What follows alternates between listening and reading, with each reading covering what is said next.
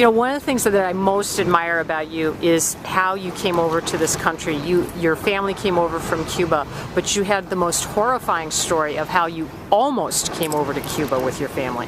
Do you remember that story? I do remember that. Yeah. Yep. 6 months before we actually did come from Cuba via legal channels and the first legal way of leaving Cuba to the States was my father had come out in a charter boat to Havana to pick us up, and we were supposed to be leaving in the dark of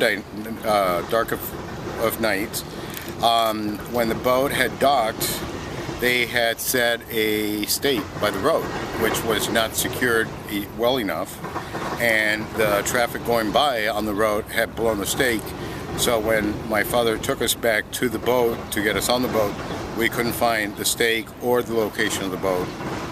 Because we didn't make it on the boat left. We went back home. The next day's paper, it was reported that Cuban coastal services, they had captured the boat and executed everybody in the boat. So your family narrowly missed. Yep. So had we not, it's like, yeah, we missed the boat, but had we not missed the boat, I wouldn't be here saying this. I'm so glad for you. And one of the most wonderful things about a country is if a country has a lot of people wanting to be in that country, it's a great country. So I think of this story as America's a great country story. It is. Oh, it is.